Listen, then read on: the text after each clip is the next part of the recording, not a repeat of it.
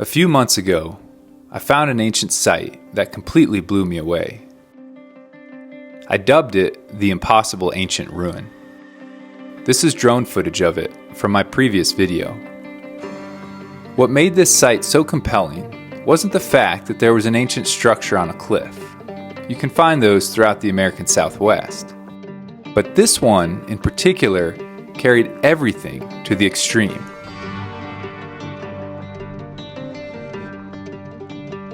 I could not figure out a way this site would have been accessible without severe danger to the people who built it and presumably lived in it.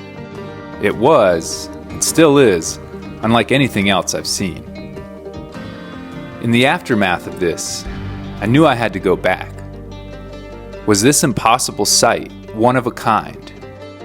Or were there others like it? Perhaps even more impossible. With this question at the forefront of my mind, I ventured back in. This is what I found. Yep, headed back in here again. I gotta be honest, this place has just kind of captured my imagination. It's just got a different feel than a lot of places. I don't really know how to describe it. So anytime I come in here, I feel like my heart beats a little bit faster, my senses heighten a bit, and it's just, I don't know, it's just an intriguing place. So this is really cool, guys. I saw this big boulder from a ways away and walked over to it because this is sometimes where you'll find rock art.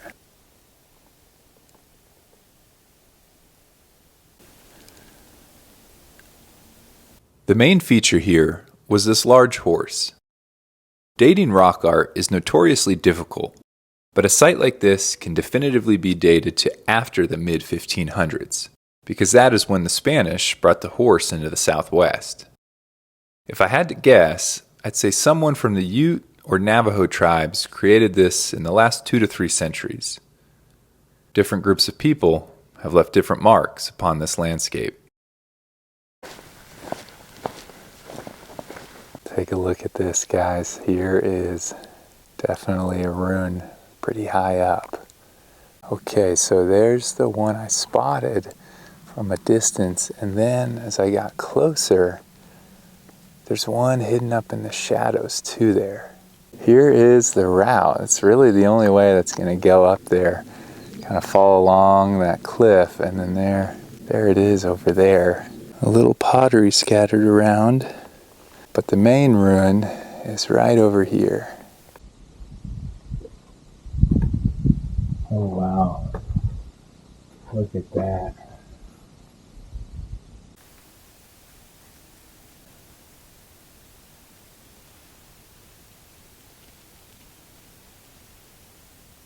You know, there's cracking. These things definitely aren't going to be here forever, unfortunately. So we do need to steward them and keep them around as long as we can. These things are pretty fragile, and so it's always best just to look from the outside.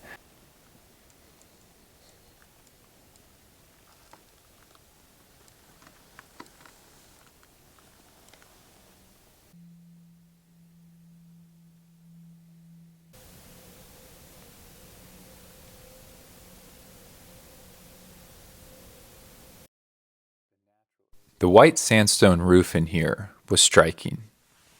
I estimated the dimensions of this ruin to be 6 feet tall, 6 feet wide, and about 15 feet long. Given the size, at first I assumed it was a dwelling, but as I studied it closer, I decided it was probably just used for storage.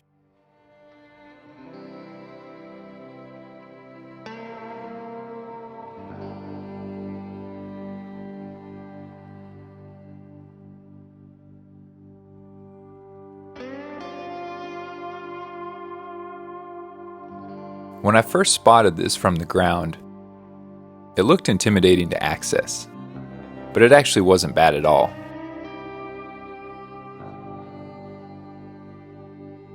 This is a fascinating site, no doubt about it, but it's not impossible. You're not risking your life to build or access it.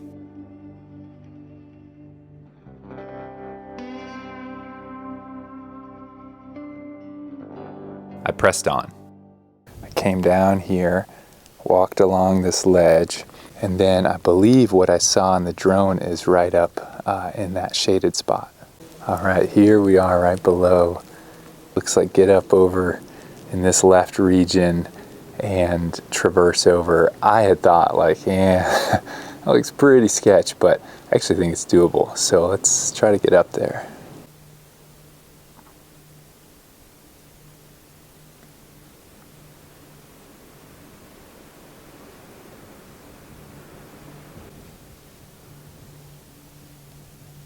I'd say given the size, it's clearly a granary, just a storage structure kind of hidden away up here. And you can imagine when this thing was like fully in use, probably would have reached up top here, and this would have been fully plastered, and there would have been like a sandstone slab over this door here.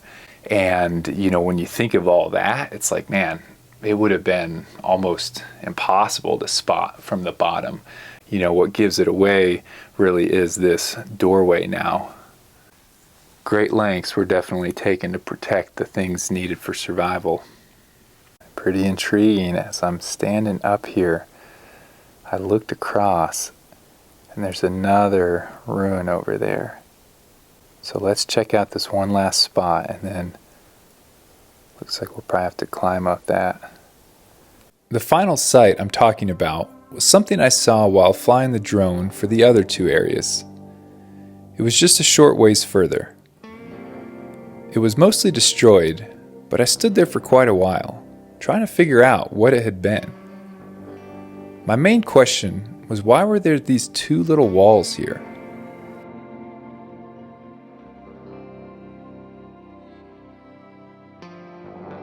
The only logical theory I could come up with was that a platform might have stretched across the center crack, creating flat space for a larger building on top.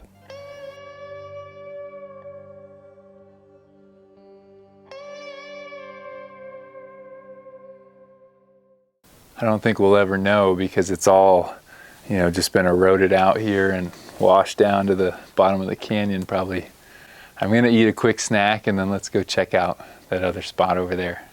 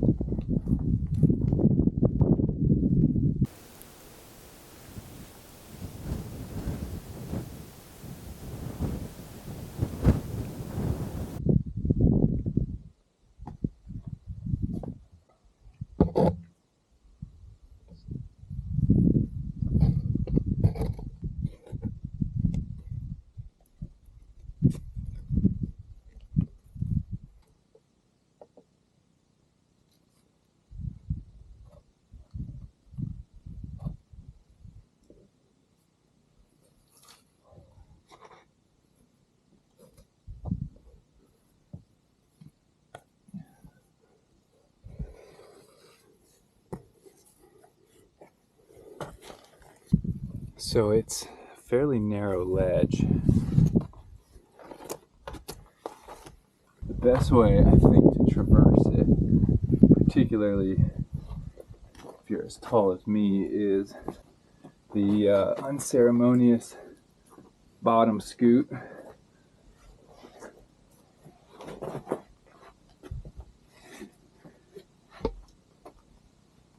Okay.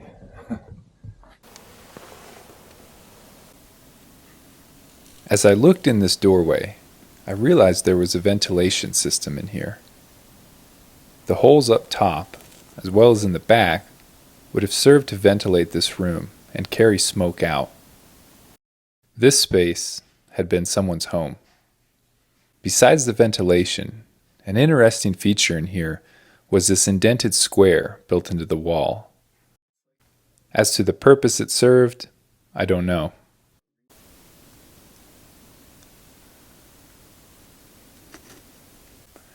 I'm sitting up here and just looking out over the canyon bottom and imagining, or at least trying to, what it would be like to wake up in the morning, pop your head out of there, and just have to scan the whole canyon for threats to your life and your family's lives. No one's going to be able to sneak up on you having to climb that tough little section there, then traverse along this ledge. If you're curious about a comparison, between the difficulty to access this site and that one from my previous video,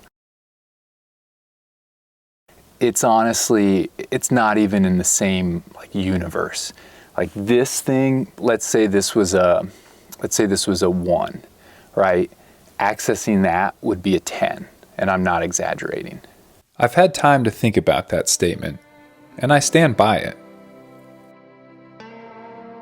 Reaching this site was significantly harder than the first I found this day, but there was nothing impossible about it.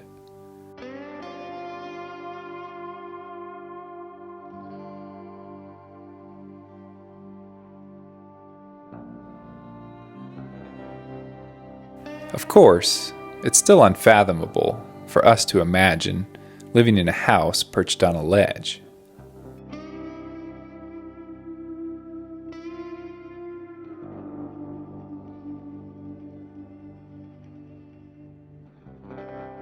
My search hadn't turned up anything particularly unusual yet, but the day wasn't over.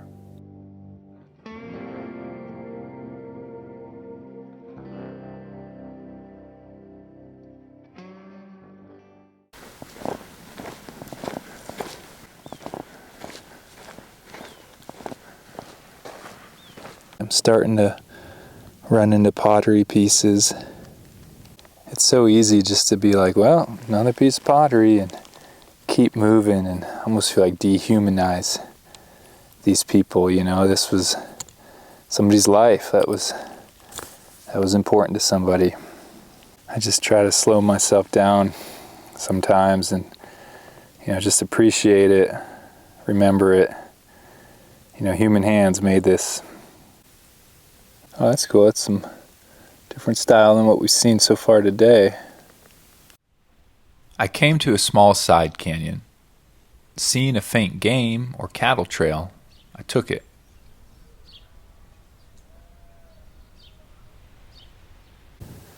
Wow, look at that balanced rock right there. It's got to be 40 feet tall.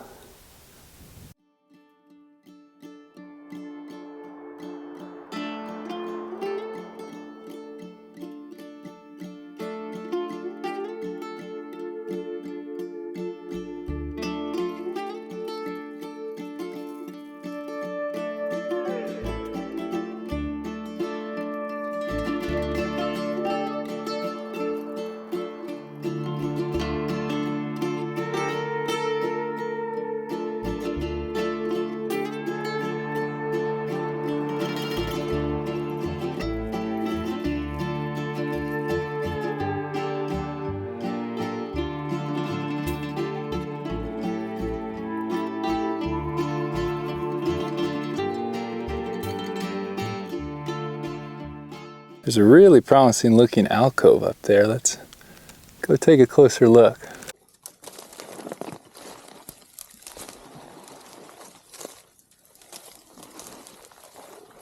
So the huge alcove, it's even bigger than I first thought, is up here. I don't know if you guys can hear it, but there's water flowing down there. I can't see it yet, but I hear it. There it is. Huh.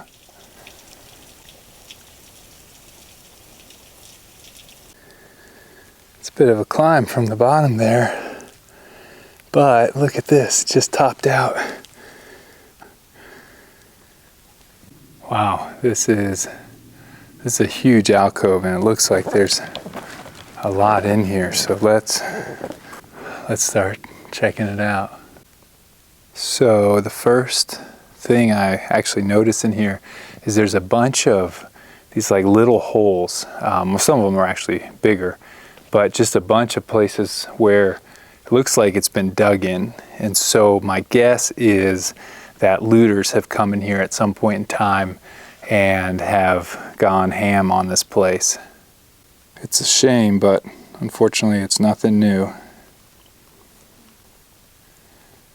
There's probably at least a dozen around here.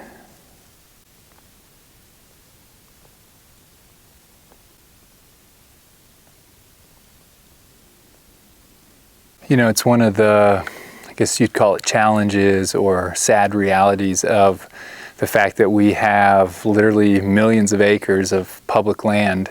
And I mean, how are you going to patrol millions of acres? Like, it's, you know, you can't. The downside is not everybody respects these places, or the fact that others want to enjoy them as well. Wherever there's freedom, people always abuse it as well. If you've ever wondered why I don't disclose more details as to where I am in my travels, here's your answer. Sadly, people have looted the archaeological resources in the American Southwest for decades. Even though it's highly illegal, enforcing the laws is very difficult.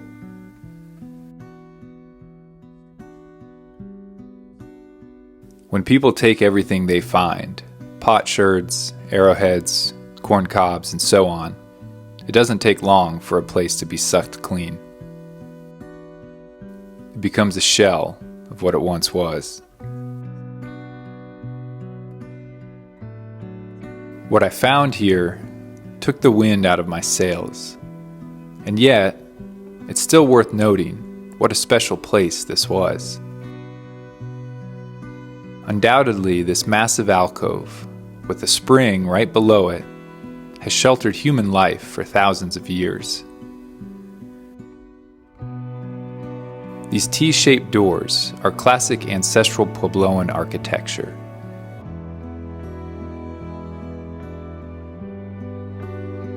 Usually explained as showing influence from the culture at Chaco Canyon.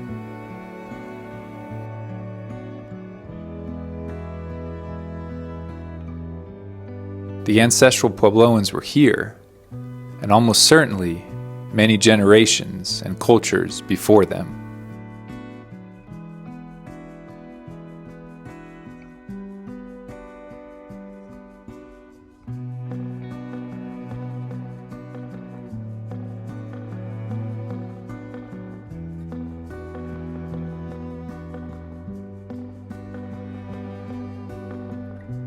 The stories this place could tell.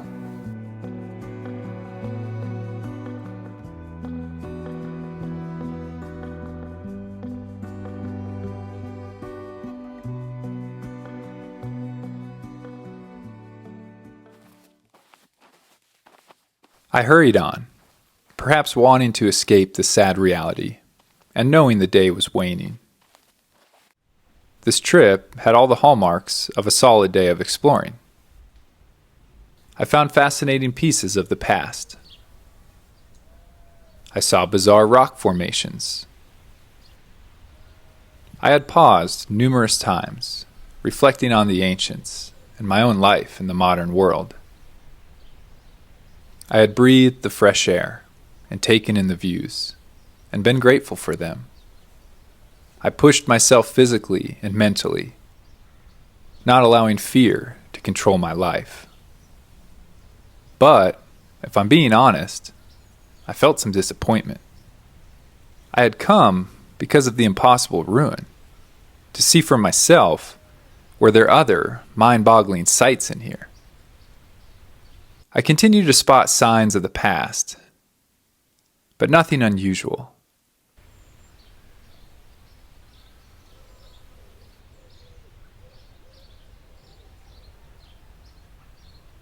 Reluctantly, I decided it was time to turn around and head back. With about half a battery left, I decided I might as well drain the whole thing and fly the drone along a cliff band I hadn't studied closely.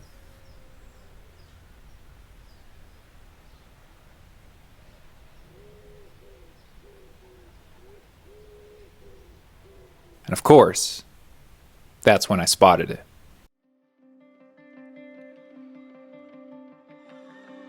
I was glued to the screen, and knowing I literally only had minutes of flight left, I got what footage I could. You might wonder, what's so different about this? Well, scale is hard to tell. These cliff bands are about 200 feet tall. Consider where this ruin is with that in mind. Also the size of the structure. It's big, probably 15 feet tall, and incredibly unique. I've never seen anything like it. What purpose did it serve?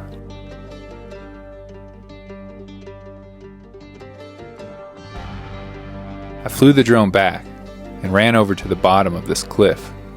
I didn't bring any gear, so I have no footage, but to sum up my reaction, wow. This cliff face up front was loose, crumbly, and steep. Climbing it looked treacherous. How about these ledges? I scrambled over here. Continuing around this ledge was incredibly dangerous. I backed off. I gave up after that, knowing I would have to return.